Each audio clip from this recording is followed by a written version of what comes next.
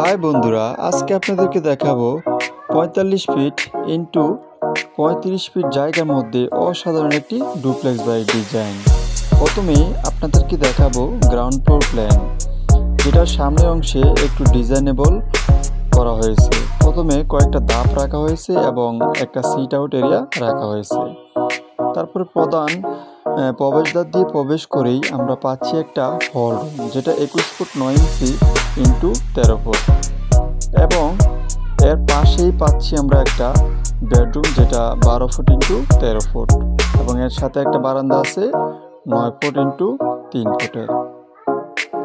এবং সামনের অংশে বারান্দার গ্লাসের হাইট হবে ৪ ফিট এবং হল রুমের যে হাইট আছে গ্লাসের সেটা হবে 7 ফিট।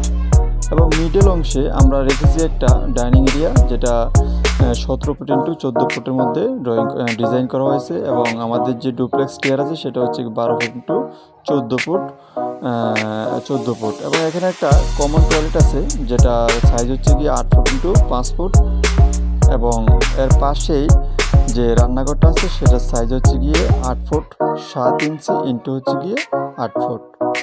যদি আমরা পিছনের অংশে তাকাই তাহলে যে বেডরুমের সাইজ আছে ১২ ফুট ইন্টু ১৩ ফুট, এবং একটা অ্যাটাচ টয়লেট আছে ৪.৫ ফুট ইন্টু ৮ ফুটের।